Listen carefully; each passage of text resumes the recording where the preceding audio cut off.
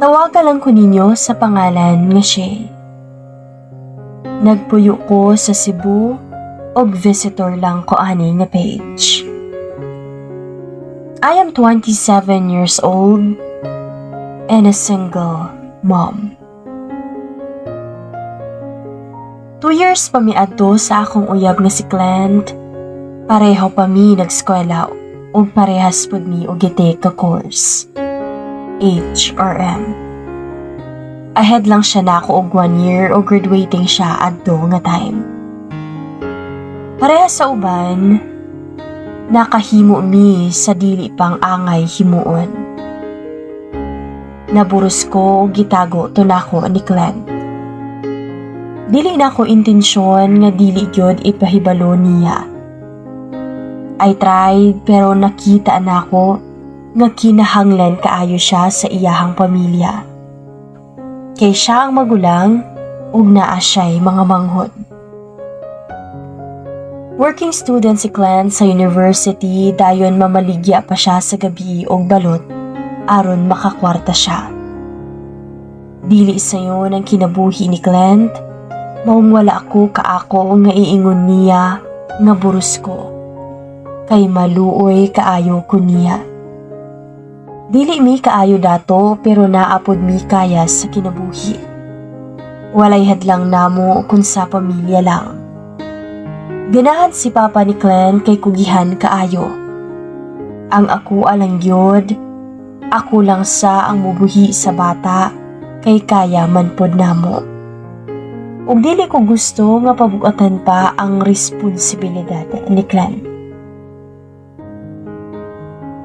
4 weeks pregnant ko dihang gibulagan nako si Clint. Sakit kaayo to para nako o para niya, pero gipili gid nako kung unsay maayo niya. Buutan kaayo ko no? Pero ing ana gyud tingali ug magsagol na ang love ug ang kaluoy nimo sa tawo. Bisan sa akong ginikanan wala na ako gitug-an nga si Clint ang amahan sa akong gibuntis. Giingon ra nako nga one night stand ug wala ko kaila. Mura na kong patyo ni Papa sa iyahang kasuko. Sakit nga mga storya ang nanggawas sa ilang mga baba ug gidawat nako tanan.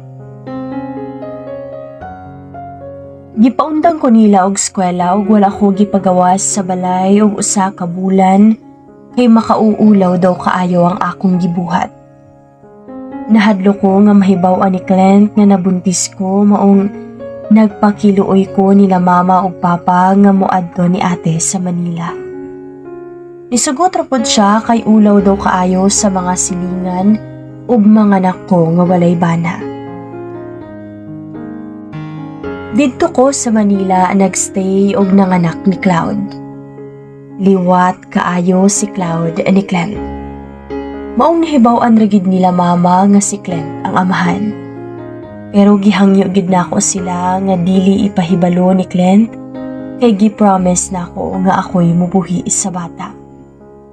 Wala na pod sila nakabalita og asa na si Clint. Nadawat ko sa usa ka online job. Maong makasuportar gid ko ni Cloud at the same time magampanan nako ang pagkainahan kay naaraman ko sa balay. 4 years old si Cloud, nakadesisyon ko nga mobalik nag Cebu. Kay aron malingaw pod sila Mama sa ilahang apo. Excited kaayo si Cloud kay first time niyang mag-travel. Pero wala ako mag-expect nga duwaan dayon ko sa panahon. Pagabot pa lang namo sa Cebu, naapa mi sa airport, nakita na nako si Clint. Wala siya kakita namo kay naa siya'y kastorya sa phone og nagtakilid siya namo. Grabing buto-buto sa akong dughan og pwede pala nga modagan gihimo na siguro nako. Nagkurog nako nagdial sa call para ni Papa kay asa na siya. Sige ragring unya lihukan pagyud kaayo si Cloud. Di paningot na gid kog maayo nga mura na kog ni apil og marathon. Nisuksok gid mi ni Cloud sa mga tao aron dili mi makita ni Clint. Dili pa ko ready nga moatubang niya ug dili pa ko ready nga ipaila niya si Cloud. Maong pagkakita na ako ni Papa, gadali-dali gid mi og lakaw. Wala na ko maingon nila Mama nga nakita na ako si Clint sa airport. Nalipay kaayo sila nga naa na ang ilang apo nga kulit kaayo. May pagkalungasan gyud si Cloud, bibuhon kaayo nga bata. Xerox copy lang yun ang iyang noong ni Clint, labi na ang mata. Ang panitry na liwat na ako kay Moreno man si Clint. Nahibawa ni Ina akong best friend ako sa college nga niuli na kong Cebu. Maong giimbitar ko niya sa iyang kasal sa usa ka hotel. Nibalibad ko kay walay magbantay ni Cloud. Nakalimot ko nga wala man day siya kay bao nga buntis ko. Maong daghan siyag pangutana about ni Cloud. Ug dili siya mosugot ug dili na ko dadon sa iyang kasal. Maong nadalagid na ako si Cloud. Kurat kaayo si Ina nga nung naado ko'y anak. Niingon na lang ko nga naka one night stand ko Alden Richards sa Manila. Maayo kay wala ra siya kapamilyar sa noong ni Cloud. Bongga kaayo ang kasal ni Ina kay British ang iyang nabana, maong sa hotel giheld. While nag-make up, nagchika ming Ina about sa mga nagastong nila aning kasal, hangtod nga niabot mi sa venue, ang hotel. Dinhigid na ako gipili oy kay lakas kaayo ta si manager ani. Dayon gitubag ko nga, Kuya Wagud, kinsa di ay manager ani. Dayon gitubag si Ina nga, basig makuyapan ka ha? Mautong natingala ko og nangutanag nga numan. Og niingon bitaw na siyag, imong ex ang manager dere. Si Clint. Dayon anak ko nga, shock lagi. Ayaw kabala kaday kay naka-move on na si Clint nimo. Naa na siya uyab o gi-invite agani nako. Mauna ang ingon ni Ina. Muragid ko gibubuan og bugnawng tubig pag ingon ni Ina. Nabuang na. Ayo pa'y wala na lang ko ni Dong. Di pagid ko ready nga makita si Clint samot na kay naa naman di ay siya'y uyab. Giandam na nako ang akong kaugalingon nga basig wala na ko'y balikan ni Clint. Pero sakit man gid di ay sa dughan o tinuod na. Naluoy ko ni Cloud kay dili na matinuod ang gidamgo niyang pamilya. Nitulog yun ang akong luha pero wala na ako ipahalata ni Ina. Maong nakaingon ko nga mobalik gid kog Manila. Adto na ako ipadako si Cloud. Dagang tawo sa kasal. Dihay mga friends na ako sa college ug nakuratan pod sila kay naa na ko'y gibit-bit nga anak. Kampante rapod ko nga dili sila kapamilyar sa noong ni Clint and Cloud kay medyo dark ang mga lights. Gikulbaan ako kay sure ko nga magkita gid mi ni Clint. Ug wala gid ko masayo. Diha na si Clint nga naay kauban nga bai ug makaingon gid ko nga bagay gid ay sila. Nalahi na gid si Clint kay formal na kaayo tan-awon. Klaro gyud nga layo nag naabot. Sakto gyud ay ang akong desisyon sa una, pero sakit kaayo makita oy nga naa na siya sa lain. Nahuman ra ang kasal nga wala gid kaayo naglungas si Cloud. Maong wala ra pud ko na stress kay daghan baya og tawo. Iduol si Ina sa among table kay magpicture daw mi. Mao nga gikugos na ako si Cloud ug mura kog naigo og kilat kay pag-flash sa camera si Clint man ang akong nakita nagatutok ka anamo. Murag gusto na akong taguan si Cloud gikan ni Clint kay wala gid siya moundang og tan-aw namo. Pagduol sa uyab ni Clint, gadali-dali gid ko og pananghid ni Ina nga muuna nako. Kinaapa ko'y apason nga trabaho ug wala gid ko nagpapugong. Gusto na gid kayo nako nga muuli naming Cloud. Nagsige miglakaw ni Cloud ug nagtawag pud ko ni Papa kay pakuha na ni ug wala gid ko'y lingi-lingi bisag naay sigig tawag nako. Nihunong pa ko kay nagpakugo si Cloud kay katulgon na daw siya. Nakurat ko kay paglingi nako. Diha si Clint nagsunod namo. Wala na gyud ko'y ikyas. Nangutana dayon si Clint nga Shay, kumusta? Maong gitubag kog okay raman. Ug nangutana dayon siya gaanak ba daw nako si Cloud. Dayon niingon kog o ug katulgo na gyud maong muuli na pud ko kay naa pa ko'y trabaho. Nangutana dayon siya sa ako og dinhi na ka sa Cebu. Dayon moingon ko nga muuli rami og Manila next week og bakasyon ra gyud me. Nakulbaan gid ko kay nagsigi siya tan-aw ni Cloud nga natulog sa akong abaga. Mao nga nakaginhawa ko kay gitawag siya og staff sa hotel. Na-excuse ko dayon ni Clint og bisag nagstorya pa sila sa staff, namugnaw gid kaayo ang akong kamot paggawas. Gisultihan ako sila mama nga ako na lang ang magpadako ni Cloud sa Manila. Wala na ko'y plano nga sultihan si Clint ug inig kadako-dako na siguro ni Cloud ipasabot na ko ang about sa iyahang amahan. Nasuko pa si Papa kay deserve po daw ni Clint nga mahibalo nga naa siya'y anak. Pero maunag yun ang akong desisyon. Mali pa yun na si Clint. Dili na nako gusto nga musawsaw pa sa iyahang kinabuhi. Maong pagkagabi natingala ko kay dihay nanawag nga unknown number. Nakurat ko kay si Clint ang nitawag og suko kaayo. Shay, tug-ani ko sa tinuod. Kinsay amahan sa imong anak. Kinsay amahan ni Cloud. Nakurat ko kay nganong nakahibalo si Clint sa pangalan ni Cloud. Wala ko katubag og igo ra ko ning hilak o gi-off ang akong cellphone. Wala gyud ay aso nga makumkom.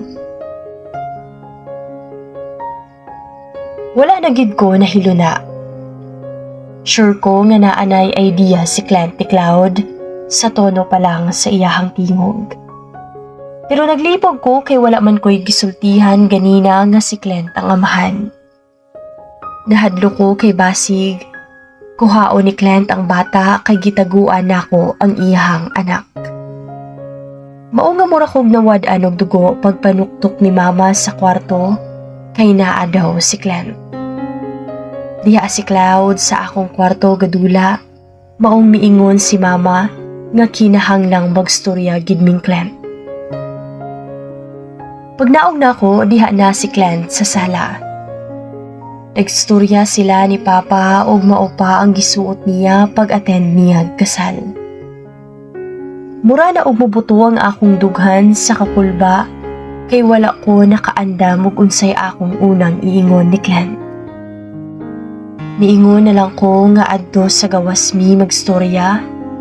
Mao nga pagawas namo, wala na ko nakapugong og nitulog yun ang akong mga luha kay tungod pod sa kahadlok ni Clint. Clint, pasaylo ako. Dayon gitubag si Clint nga maudi ay nga nakigbuwag ka na ko siya. Kadtong nakigbuwag ka, buntis na di ay ka sa akong anak. Nganong imo mang gitago? Nganong wala ko nimo sultihi? Dayon gitubag na ako si Clint nga graduating kaadto Clint. Ikaw ray gisaligan sa imong pamilya.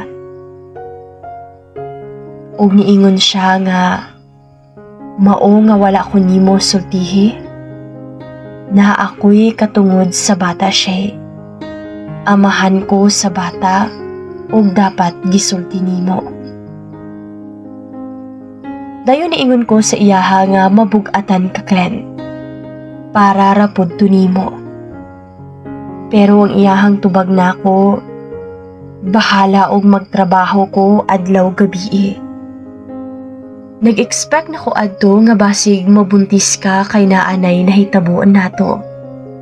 Pero imo noon kong gibuwagan. Sakit kaayo to siya. Apil na ka sa akong mga plano ug daghan akong plano adto para natong duha. Maong naglibog ko og maayo kung nganong gi-give up ka. Ug sorry Glenn tragyod ang akong natubag niya. Unya karon, gusto nimong taguan ang akong anak siya? O gitubag na ako siya nga, dili Glenn. Nagplano na kong makigstorya nimo bahin ni Cloud pero nakalitan lang gid ko pagkita nato kay naa na kay lain.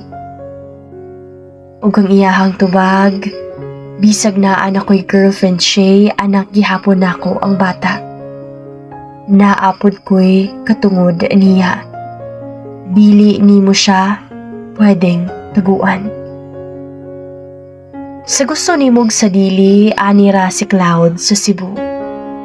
Dili nimo siya pwedeng dadon sa Manila o mupugos gid ka sa korte ta makita. Wala pa ko katubag og nilakaw na dayon si Glenn. Mura kog nahugno dadto kay sayop di ay kaayo ang akong gibuhat. Dili na gyud mo balik nako si Glenn. Bulok gyud kaayo ang akong himo og naka-feel kog pagbasol sa akong nahimo nga desisyon. Unsa kaha og gisulti pa nako. Malipayon unta mi ni Glenn karon kauban si Cloud. Malipayon unta aming tulo karon ug ako unta ang mahal ni Glenn karon. Dili unta ko masakitan karon. Pero sayop ba di ay og maghuna-huna ta sa kaayuhan sa uban? Nahimo to nako kay naluoy kong Glenn kung dili siya nako gustong pabug-atan. Pero ang nakapabasol nako nganong wala ko mosalig ni Glenn. Wala na ko hunahunaa nga kamao mo diskarte si Glenn sa kinabuhi. Ang plano na ako nga mobalik sa Manila, pero kay nahadlo ko sa giingon ni Glenn nga moabot mi sa korte, maong wala na ko ni dayon. Dili na ko gusto gubot kay luoy si Cloud. O gusto niya katungod sa bata, ihatag na ko niya. Unang kita nila Cloud o Glenn sa Jollibee na ko gihimo. Kay favorite ni Cloud ang Jollibee. Nag-ingon ko sa akong anak nga, Cloud, may ipapakilala ako sa iyo at siguradong matutuwa ka. Sino po, Mommy? Si Jollibee? Dayon gitubag na ako ang akong anak nga hindi anak. Si daddy mo nandito. Dayon nangutana siya sa tao nga naa sa among atubangan. Oo, si Daddy Glenn mo. Ako'y nakulbaan kay Glenn kay mura siyag ng luspan. Wala siya katingog nagtanaw ni Cloud, mao nga ako nalay naghinay-hinay og ingon ni Cloud kung dis-a siya. Nganong karon na ra sila nagkita. Magyango-yango ra si Cloud kay bata palagi og wala pa'y paki kung kinsa si Glenn. Maong busy pa siya sa spaghetti. Gisipatan akong si Glenn kay sala na ako nganong walay paki ang iyang anak niya. Aron makastorya si Glenn na nanghid kong Cloud na mag-CR ko. Kahilakon pa siya kay gustong muuban ako ayo kay ni patuora. Pag humana akong CR, wala ko ni balik nira aron madugay silag uban ni diretso ko grocery kay nangumpra. Dito na nagkasuod sila Cloud o Clan. Nalipay ko kay naanay tawgon nga daddy si Cloud. Kanunay mo bisita si Clan sa balay og dad-o niya usahay si Cloud sa ilaha. Walay kaso na ako, kay pamilya man pod sila ni Cloud. One time gidala ni Clint ang iyang girlfriend kay isuroy nila si Cloud. Mura ko wala kasabot sa akong gibati, kay kahilakon kaayo ko nagtanaw ni Cloud. Nga naglibog, nga nung dili ko muuban. Ako man unta ang iyang mommy pero lain ang uban sa iyahang daddy. Samtang nag-ilis ko niya, wala gid na ako mapugni ang akong mga luha. Gigakos gid na ako si Cloud ug nangayo ko pasaylo sa akong binulok nga desisyon. Dili unta ing ani ug nisalig lang kong Clint. Malipayon unta ming tulo karon ug malipayon unta kaayo ang bata. Bulok gyud kaayo ko. Maong si Cloud na lang ang akong gipagawas kay dili na nako kaya makita silang mulakaw. Murag dukduko ng akong kasing-kasing sa kasakit. Pila ka bulan, ingadto ang kahimtang namo. Dawat na nako nga dili na mo balik si Clint nako, kay in love kaayo siya sa iyahang girlfriend. Dili lang nako ipakita nga nasakitan ko kay ako man pod ni nga sala. Every time mangutana si Cloud nako og nganong dili mi mag-uban sa iyahang daddy, dili ko katubag og muhilak ra ko sa iyahang atubangan. Wala ko kahibalog unsaon pag-explain niya nga nahimo kong selfish nga inahan. Until naka-decide si Clint nga pakasla na ang iyahang girlfriend. Dito na pod na ako og gihinay-hinay og explain ni Cloud. Kay daghan na kaayo siya pangutana, bisa nila mama magsigi siya pangutana. Og nag-away ba daw mi sa iyahang daddy. Gitry gid na akong explain sa paagi nga dili siya masakitan. Pero ambot nga nakasabot man dayon si Cloud. Nihilak siya og gigakos ko niya. Dayon niingon siya nako nga, hindi kita iiwan, mommy. Love kita. Okay lang sa'yo na tayong dalawa lang? And then gitubag ang akong anak nga opo. Hindi kita iiwan, hindi ka iiwan ni Cloud. I am happy for Clint. Bisag sakit kaayo tan-awon nga laing kamot ang iyang gihawiran na atubangan sa altar. Gitulo na ako tanang sakit og pagmahay atubangan sa simbahan. Ug hilom ko nga nag-ampo nga makaya ra ni nako para ni Cloud. Sigig tan-aw si Cloud nako while gikasal ang iyang daddy. And I smiled to him og wala na ako gipakita ang sakit. Makaya nato ni Cloud. Ug hangtod karon, naagi hapon mig Cebu. 8 years old na si Cloud and bright kaayo nga bata. Proud kaayo ko sa akong anak. Bisag dili mi kompleto, okay ra daw niya basta ako ang iyang kauban. Naa na po'y anak si Clint pero dili pud siya malimot ni Cloud. Gipakita gihapon niya nga naay daddy si Cloud. Wala na ko'y plano nga magminyo pa. Okay na kaayo ko ni Cloud ug wala ko'y laing hangyo sa Ginoo kundi bantayan mi niya ug makaya namo ang mga problema nga moabot namong duha.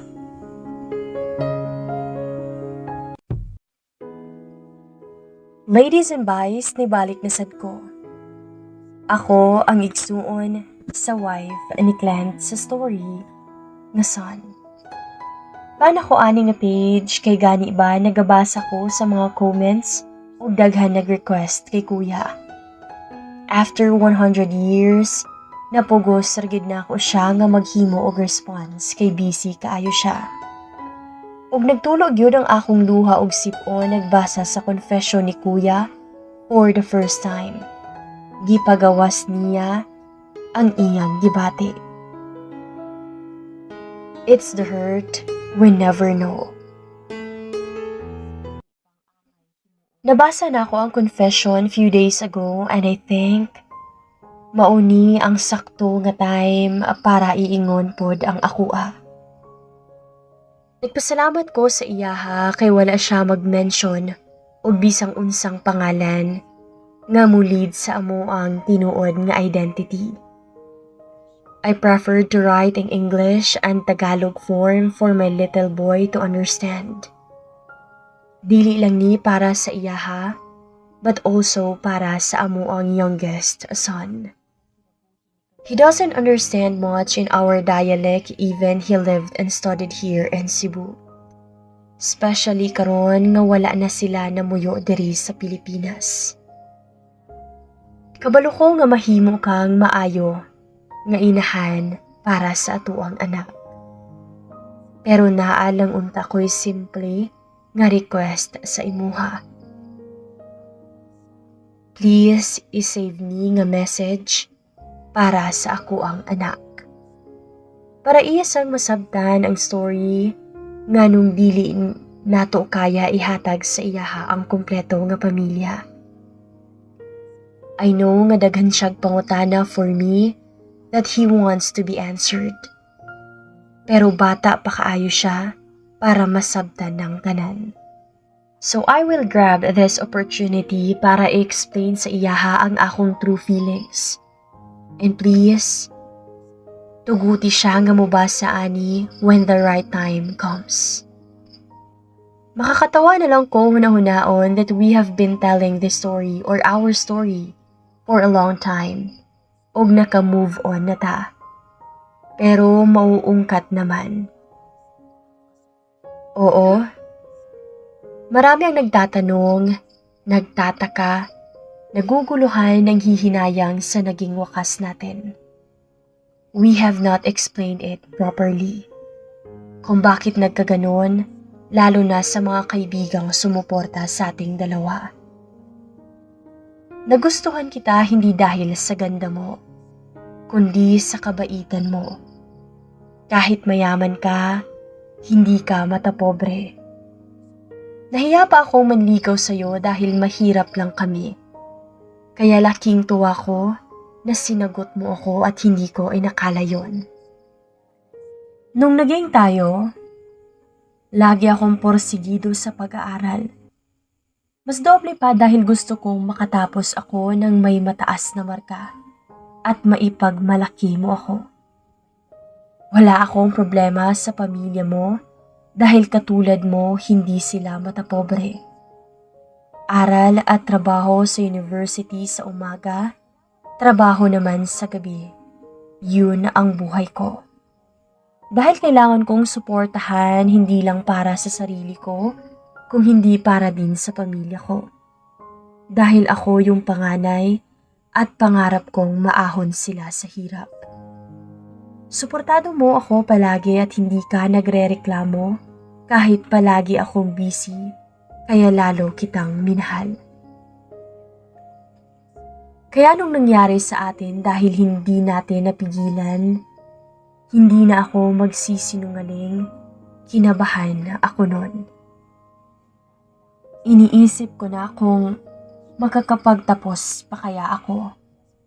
Ang pag-aaral mo, paano kita aalagaan, at magtatrabaho na ba ako ng full-time. Hindi naman pwedeng umaasa lang ako sa pamilya mo at kailangan ko ding kumita para sa pamilya ko.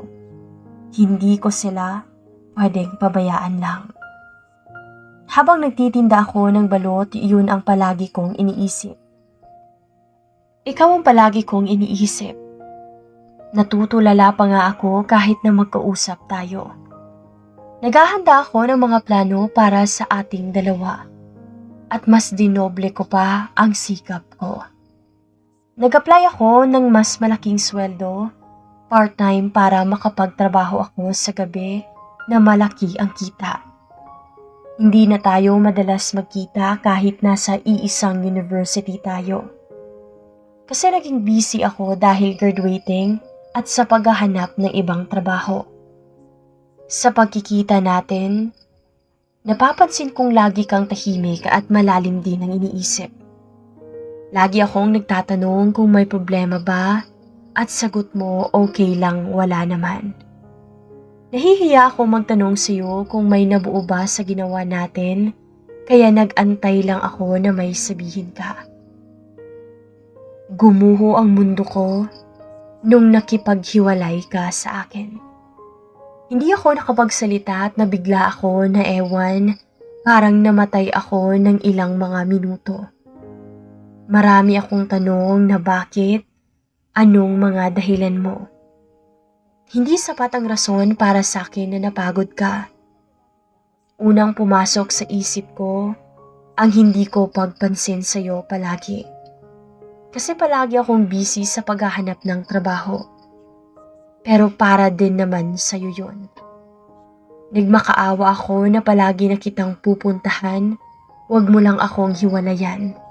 Dahil mahal na mahal kita. Pero wala ka nang sinabi. Hindi mo sinasagot mga tawag at text ko. Nabalitaan ko din na drop out ka na. Palagi kong tanong kung anong nagawa ko sa'yo. Bakit biglaan naman? Sagad ko na ang pagsisikap, halos hindi na nga ako gumagastos at kumakain para makaipon. Nagmakaawa na ako't halos lahat at halos suntukin at kalad ka rin ako ng papa mo. Kasi gusto kitang makausap. Respetuhin ko daw ang desisyon mo. Paano naman ako? Bigla-bigla ganun na lang. Nasasaktan din kasi ako. Hindi ako robot na pag iniwan na lang walang nararamdaman. Gusto kong isampal mo sa pagmumukha ko ang lahat ng mga naging kasalanan ko para tumatak sa utak ko. Hindi man lang kita nakausap ng matino. Halos mabaliw na ako kakaisip kung anong nagawa ko sa iyo kasi mahal na mahal kita sobra. Para na nga akong baliw na umiiyak sa labas ng gate nyo kasi ang sakit-sakit. Yung sakit para akong pinapatay. Gusto kong magwala at sumabog. Hinahatak at sinusuntok na ako ng mga kaibigan ko kasi gusto ko nang tumira sa bakuran nyo. Wala na akong nagawa kasi pinagtutulungan na nila ako. Ayaw kong umalis. Gusto ko kasing maawa ka sa akin at harapin ako. Nasaktan ako lalo kasi hindi ka lumabas. Halos mawala na ako ng ganang mag-aral. Gusto ko nang magpakamatay na lang sa dami kong iniisip. Dumagnag pa na nagkasakit yung kapatid ko. Ang sarap-sarap ng sumuko sa buhay para nawalan na ako ng lakas. Mahal na mahal kita, pero iniwan na lang bigla. Hindi ko alam kung paano na naman ako magsisimula. Pero naaalala ko ang pangako ko sa pamilya ko at pangarap ko sa kanila, hindi ko sila kayang biguin. Nagmakaawa ako sa mga kaibigan mo na tanungin kung anong problema mo sa akin. Kaya nagkaroon ako ng pag-asa kasi suportado nila tayo at susubukan nilang makausap ka. Pero kahit sila, hindi ka nagawang makausap. Ang papa mo ang umaharap sa kanila kasi may problema daw kayo sa pamilya. Iniisip ko na rin na baka yun ang dahilan, kaya mo ako iniwan. Pero gusto kong malaman kung ano yun. Bakit ako damay?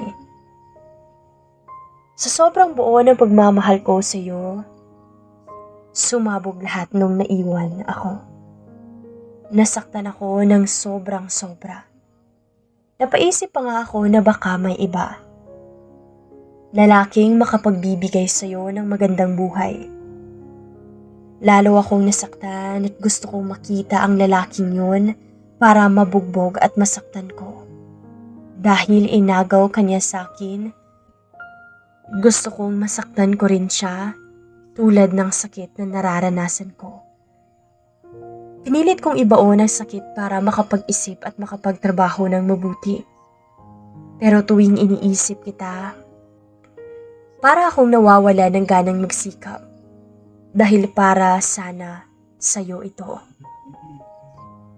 Sana nandito ka at ikaw sana ang nakikita ko tuwing umuwi akong pagod. Nung nagkaroon ako ng malaking sweldo, plano kong hanapin ka at makausap man lang. Pero hindi ko alam kung saan ka hahanapin dahil kahit mga kaibigan mo hindi alam kung saan ka sa Manila. Hindi ko na rin nakita ang mga magulang mo. Nagtanong na ako sa mga kamag-anak mo kahit yung kamag-anak mo sa ibang bansa. Tinanong ko na kung alam ba nilang saan sa Manila, pero sabi nila, may family problem daw kayo kaya ayaw nilang sabihin. Gaano ba kalaki ang problema nyo at ang galing nyong magtago? Ano bang naging kasalanan ko? At doon, nawalan ako ng pag-asa. Pinilit ko na kalimutan na lang lahat ang sakit. Binuhos ko lahat sa trabaho at mga babae. Kung sino-sino na ang kinama ko, para lang makalimot at para kalimutan ka. Pero kahit ibang pinapaligaya ko sa kama, mukha mo ang nakikita ko at bumabalik ang sakit ng paglayo mo ng bigla-bigla. Halos matanggal na ako sa trabaho dahil palagi akong galit. At habang tumatagal, nagbabago ako. Nagbabago ako sa sakit at galit sa'yo. Ginawa ko lahat para kalimutan ka. Sinubukan kong magmahal ng iba at minahal niya din ako. Kahit nag-iba na ang pag-uugali at pagkatao ko, malaki ang naging pasensya niya sa akin. Ewan ko pero nakita ko ang sarili mo sa kanya. Kaya minahal ko din siya. Ibinuhos ko lahat ng pagmamahal ko sa kanya na dapat sa'yo. Mahirap kang kalimutan pero pinilit ko ang sarili ko. Tinuruan niya akong maging matatag ulit. Nung nakita kita sa hotel, bumalik ang lahat ng sakit nung iniwan mo ako ng parang tanga. Sumakit pa lalo nung nakita ko mga kamag-anak mo kahit yung kamag-anak mo sa ibang probinsya. Ibinuhos ko lahat ng pagmamahal ko sa kanya na dapat sa'yo. Mahirap kang kalimutan pero pinilit ko ang sarili ko. Tinuruan niya akong maging matatag ulit. Nung nakita kita sa hotel, bumalik ang lahat ng sakit nung iniwan mo ako ng parang tanga. Sumakit pa lalo nung nakita kong may karga kang bata at nakakatawang kamukha ko pa talaga. Kahit saang anggulo ko tignan. Para akong binato nung sinabi mo nga anak ko ngayon.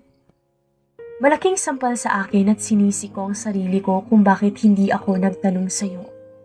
Kung nabuntis ba kita. Malaki ang pagsisisi ko kung bakit hindi ko yon natanong. Yun sana ang panghahawakan ko para hindi mo ako iwan. Pero nawala pa sa isip ko dahil matinding sakit ang nararamdaman ko. Nung nakipaghiwalay ka dahil sa akala ko na nawalan ako ng panahon sa'yo. Halos mabaliw na ako kakatanong kung bakit iniwan mo ako bigla. Para din pala sa akin yun. Naging tanga ako sa wala. Hindi ko mapigilang magalit din sa'yo kung bakit mo itinago. Ganun na ba ako kahirap at kawalang silbi para pagtaguan ng anak? Masaya ako dahil mali ang iniisip ko sa'yo. Pero masakit na masakit dahil huli na ang lahat. Nakagawa na ako ng mga pagkakamali. Nagmahal na ako ng iba. Aaminin ko at alam din ng girlfriend ko na may nararamdaman ako nung bumalik ka at nakita ka. Sinabi ko sa kanya lahat at inintindi niya ako. Kaya binigyan niya ako ng panahon para makapag-isip ng tama. Hinanap ko kung gaano kalalim pa rin ang nararamdaman ko sa iyo. Gusto kong bigyan ng kumpletong pamilya ang bata. Gustong gusto ko pero parang may kulang na sa akin. Parang may nawalang piyasa at hindi nabuo ang pagmamahal na kaya kong ibigay sa iyo. Yung sakit na iniwan mo, sobrang lalim na halos mawala na ako ng pag-asang mabuhay. Kahit pa na ginawa mo yon para sa ikabubuti ko. Sasabihin ko dito hindi ko pa rin matanggap ang rason na yon. Alam ko sa sarili ko kaya kitang buhayin kahit magdamag akong magtrabaho. Hindi ako nagkulang na ipakita sa iyo na kaya kitang buhayin. Magsisikap ako para sa iyo at sa anak natin. Kahit mamalimos ako, gagawin ko mabuhay lang kayo. Hindi ka na lang sana naawa sa akin kasi hindi awa ang kailangan ko. Ikaw at ang suporta mo ang kailangan ko sa panahong yon. Nagtiwala ka na lang sana sa akin at hindi mo na lang sana inako ang problema. Tayo ang gumawa nun at dapat tayo ang magtulungan. Sinisi ko din ang sarili ko kung bakit hindi ko nahalata na may problema ka. Hindi sana ako nakontento sa sagot mo na okay lang. Dapat pinilit pa sana kitang sabihin ang mga nasa isip mo. Na dapat pinagtuunan din kita ng pansin at hindi ka sana nakaisip ng ganong desisyon. Pero naging busy din ako sa pagsisikap para sa ating dalawa. Nawalan tayo ng komunikasyon sa isa't isa at hindi na kita nabigyan ng atensyon. Hindi ko na kayang ibalik yung buong pagmamahal ko sa iyo. Hindi na ako tulad ng dati. Hindi na ako tulad ng dati. Hindi na ako yung lalaking nakilala at minahal mo. Yung nagmahal sa iyo ng sobra-sobra. May nagbago na sa akin at halos lahat, kahit sa ugali ko may nagbago. Hindi ko kayang masaktan ka dahil doon at lalo na ang anak natin. Hindi na ako pwede sa inyo kahit sinasabi nilang wala akong kwentang ama kasi hindi ko mabigay ang kumpletong pamilya sa bata. Pero alam ko sa sarili ko na hindi rin tayo maging masaya kahit buo pa tayo. Masasaktan lang kayong dalawa, kaya mas pinili ko na lang na pakawalan na lang kayo. Hindi kasi ako katulad ng mga lalaking perpekto na nababasa mo sa libro. Nakakayanin lahat ng sakit kahit ilang taong hindi nakita. Hindi kasi ako perpektong lalaki at may kahinaan din ako. Nasasaktan, nahihirapan, nalulungkot at nawawasak. Hindi ko kinaya ang sakit at halos ikamatay ko na. Mahal na mahal kasi kita noon. At dahil sa sobrang pagmamahal ko sa iyo, buong pagkatao ko nasaktan. Bawat araw pinapatay ako sa sakit at pangungulila sa iyo. Kaya pinilit kong buhayin ang sarili ko sa tulong at pagmamahal sa iba. Kung pwede ko lang ibalik ang panahon na kung sana naging bukas lang tayo sa isa't isa, hindi sana mangyayari to. Sana hindi tayo nasaktan ng sobra. Patawad kasi naging mahina akong lalaki. Hindi ko nakayanan ang sakit at naging mahina ang loob ko.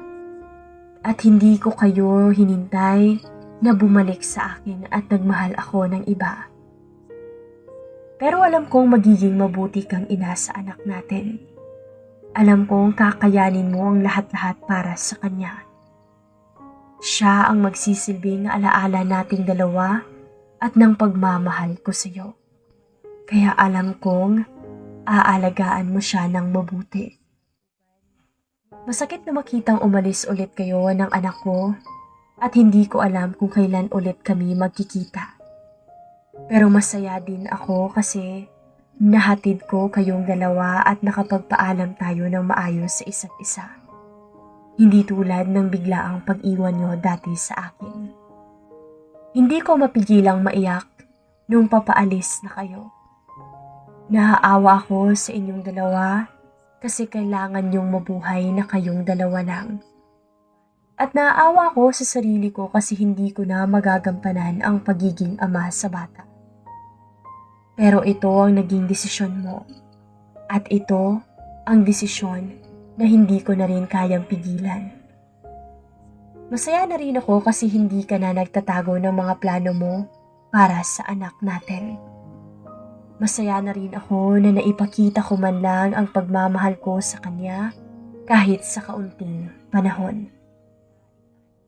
Nakita ko na napalaki mo siya ng mabuti at matalinong bata. Alam kong may galit pa siya sa akin kasi hindi ko piniling makasama kayo kasi hindi pa niya maiintindihan ang sitwasyon natin. Nakikita ko sa mga mata niya ang mga tanong kung bakit. Gusto kong ipaliwanag sa kanya ang lahat-lahat at maiintindihan niya ang nararamdaman ko. Pero kailangan pa niyang lumaki para maintindihan niya at sana maging aral sa kanya ang nangyari sa atin. Ang pagtitiwalang hindi natin nagawa noon. Ang nawalang komunikasyon sa ating dalawa. Ang pagiging bukas sa mga problema ang hindi dapat kinikimkim mag-isa. Ang pagiging matatag sa relasyon at hindi pagsuko.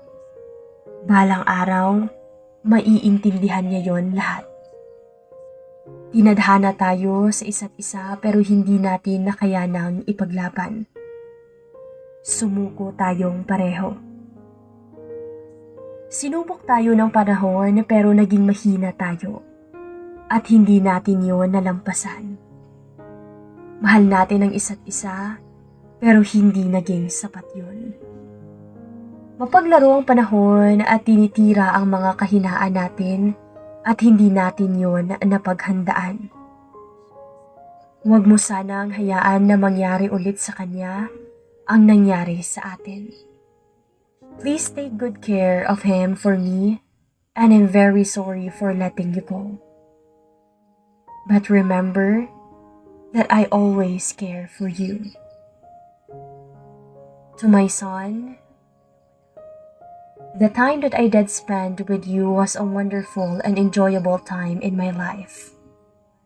No matter how many years go by, no matter how far you're away from me, nothing can change the bond between us.